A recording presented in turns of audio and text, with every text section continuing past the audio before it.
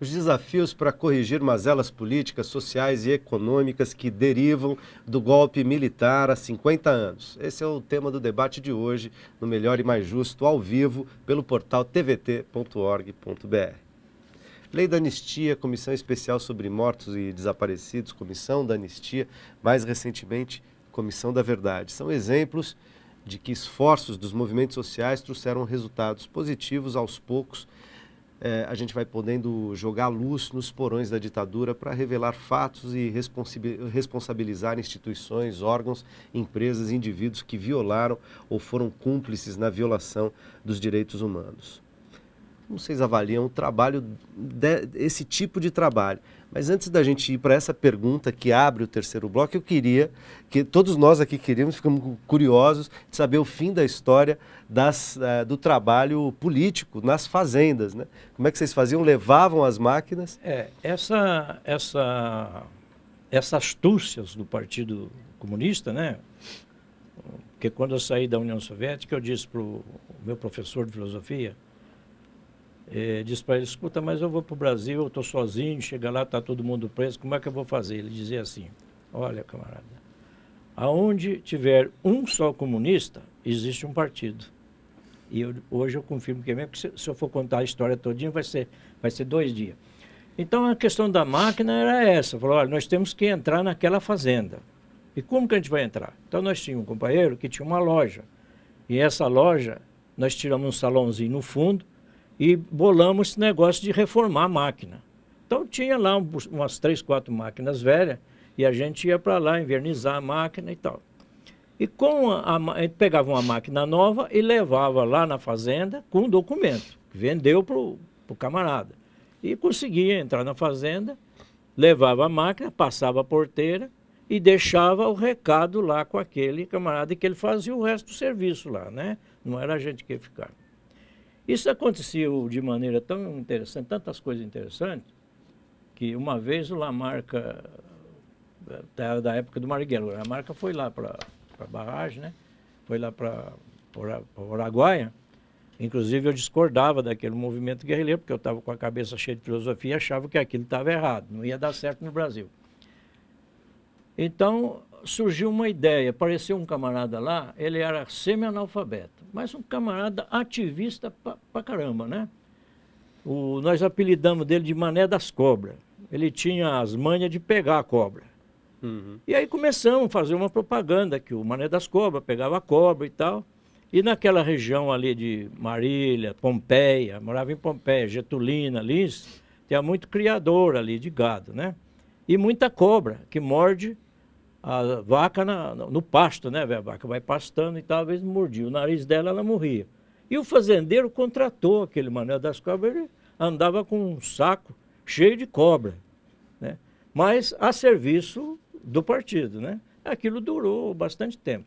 Eu não sei explicar mais se durou depois da minha fase, porque arrumaram um emprego para mim em Marília, para mim trabalhar na empresa Silva. Como eu trabalhava na Willis quando fui cassado, eu era dirigente sindical, primeiro secretário, mas saí da Willis, né? Fui um dos responsáveis do primeiro movimento na Willis. Então eu fui para essa empresa Silva, trabalhar numa bancada, em câmbio.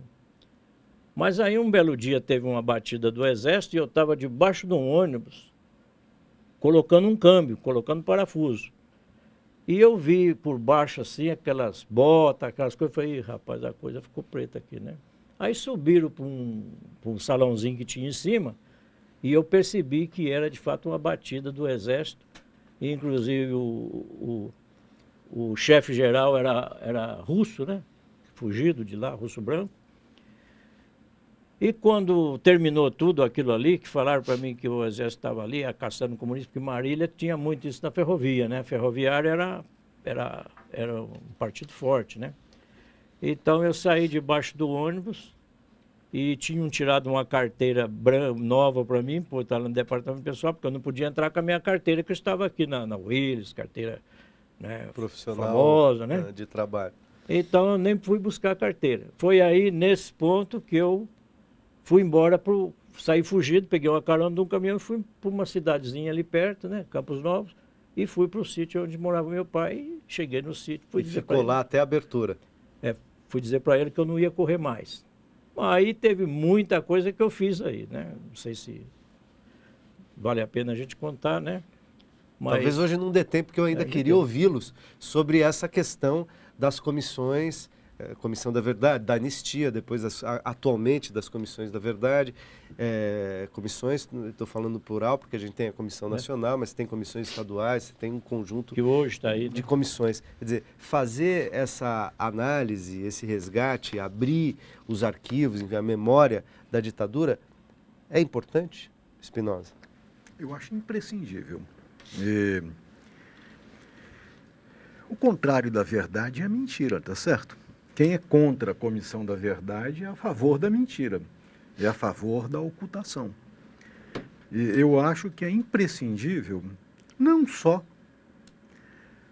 para descobrir onde foram parar inúmeros companheiros que até hoje continuam desaparecidos, que na verdade foram mortos, que não se sabe onde foram enterrados, que as famílias não têm notícias a respeito disso, das circunstâncias em que eles foram presos, como Rubens Paiva, por exemplo. Uhum. Então, o Brasil, a democracia no Brasil, só vai avançar. Eu nem chamaria de democracia. A república, aliás, toda vez que eu uso a palavra democracia, eu fico arrepiado.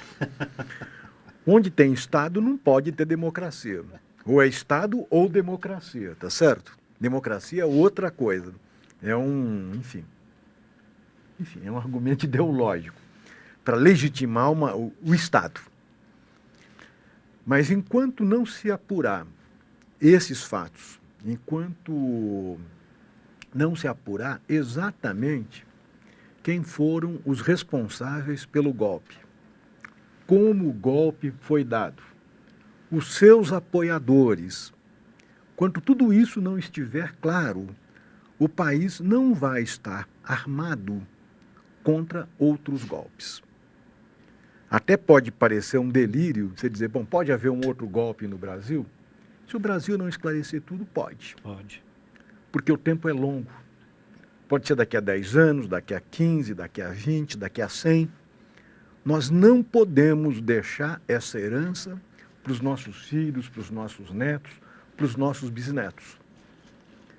Então, o compromisso com a verdade é um dado essencial. Ou você esclarece e cria uma consciência pública acerca do que não se pode fazer, ou o país não vai caminhar no sentido da justiça. Então, eu acho que essa é uma questão de honra do país. Eu diria principalmente, Espinosa, que isso é absolutamente verdade, porque nós iniciamos um processo de transição, mas foi um processo de transição que foi controlado pelos militares e que, de certa forma, ainda permanece hoje, embora sob um controle mais acobertado, mas que ainda se mantém aquele mesmo processo. Ou seja, nós continuamos vivendo um processo que começou lá com a anistia, em que os militares determinaram como é que seria a reintegração daqueles que haviam se oposto à ditadura no novo momento político, e eles determinaram também como é que seria feita a preservação dos seus próprios agentes. Depois eles determinaram como é que seria feita uma reorganização partidária, tá certo? Para que os opositores se reorganizassem. Depois foram eles que determinaram, quando a morte, a doença do Tancredo Neves, a impossibilidade de assumir o governo, como quem era que ia assumir a presidência da República. Ou seja, que depois impediram eles as continuam diretas, determinando né, tudo isso. E nós estamos ainda hoje, mesmo nesse processo de comissão da verdade, etc., etc., nós estamos nesse processo de transição controlada. Esse processo ele não se dá somente na Comissão Nacional da Verdade. Ele está se dando nesse programa.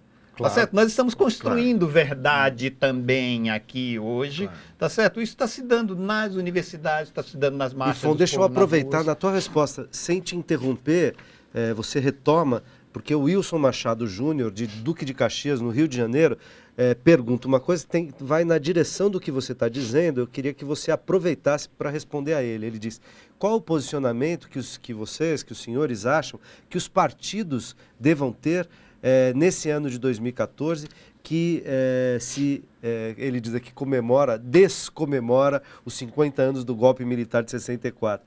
E o que esperar das comissões da verdade e da justiça nos próximos anos? Como os partidos têm que se posicionar em relação a isso e agora em relação, em ano eleitoral, né? Não em relação à eleição, mas em ano eleitoral. 50 anos de, como ele diz, descomemoração do que aconteceu em 1964. Qual o papel dos partidos? Os partidos estão em condição de fazer essa análise do modo como eles estão montados no Brasil? E em ano eleitoral, eles falarão disso? Eu diria, primeiro um pouquinho, os partidos, né? Evidentemente, há uma série de partidos aqui que estão ainda comprometidos, tá certo? Com o acobertamento dos crimes, com o acobertamento do caráter da ditadura militar, etc. Então, não vamos falar tal dos partidos em geral. Vamos deixar esses, tá certo? Que estão comprometidos com a mentira, como disse o Spinoza, e vamos tratar daqueles apenas que possam estar comprometidos com a verdade. Ou seja, com os partidos dos trabalhadores, os partidos populares, tal. Esses partidos, qual tem que ser o compromisso? É evidente que esses partidos têm condição, sim, de fazer essas análises. Esses partidos estão fazendo essas análises. O que me parece é que muitas vezes os partidos são determinados pelos seus medos de não poderem ir mais adiante. É verdade que as condições são difíceis e que os partidos têm que sempre levar em conta a correlação de forças que existe na sociedade, que existe no parlamento, tá certo? A própria presidente Dilma Rousseff, quando apresentou o projeto tal de criação da Comissão Nacional da Verdade, no meu entender, tá certo? Foi um grande avanço de ter apresentado o projeto, mas o projeto foi excessivamente tímido, tá certo? Não levando em conta o tamanho da tarefa que tinha pela frente, tá certo? Para alocar recursos, levar em conta o período que era necessário. Nós conversamos várias vezes anteriormente, um período que vinha desde 1946 até 1988, apenas em 2 anos, 21 pessoas, os 7 comissários mais seus 14 assessores iriam ter condições de dar resultado tal nessa busca? Não tem. Então, na verdade, foi bom porque colocou isso na pauta, mas coloca em debate. Continua em debate e vai continuar mesmo que venha a haver um relatório da Comissão Nacional da Verdade. Zé, estamos nos encaminhando para o final aqui, queria te ouvir nisso também, quer dizer, como é que você vê essas questões, as comissões, o resgate, a análise desse período no Brasil? Dentro desse contexto todo aí, eu gostaria de lembrar uma coisa. Foi colocada para ele aí as possibilidades de uma nova ditadura. Hoje muita gente diz assim, não, é impossível, porque hoje é impossível. Mas a dialética da história nos mostra o seguinte, a possibilidade existe sempre. Ela pode ser menor, mas ela continua existindo. Quanto aos partidos, a posição dos partidos, nós temos que considerar uma coisa. Grande parte das pessoas que entram no partido, ele pensa em primeiro lugar na carreira dele. Onde eu vou chegar? Né? Como a gente tem que ser franco. Nós estamos vivendo hoje aqui o meio do PT, por exemplo, né? É o partido mais progressista que nós temos no momento. Mas se você olhar, vamos supor, um dos nossos meninos sai da fábrica, da máquina, vem para o sindicato, ele é colocado suplente de alguma coisa. De repente, por um pouco de capacidade que ele tem, ou até bastante, ele chega a ser o presidente.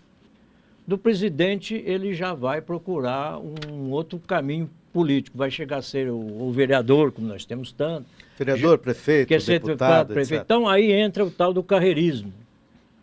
Se você for colocar para ele que ele deve sair em campo para defender essa tese de um modo ou de outro, que nós estamos levantando aqui, ele fala, mas isso é perigoso que depois não vou ser eleito. Essa é uma verdade. Bom, daí também a necessidade da gente repensar as nossas instituições políticas e as formas de fazer política no Brasil, a tal da reforma política. Mas esse é assunto para um outro debate. Eu Outro agradeço muitíssimo a presença de vocês. Sei que esse assunto mereceria e certamente terá espaço aqui para outras conversas. Agradeço também a você que nos acompanhou até aqui no Melhor e Mais Justo, que é um espaço para a gente pensar temas relevantes para o Brasil, ajudando a despertar o desejo de participar nas mudanças políticas, econômicas e sociais que tocam diretamente a nossa vida individual e coletiva. A gente se encontra na próxima quinta ou a qualquer momento pela internet. Forte abraço.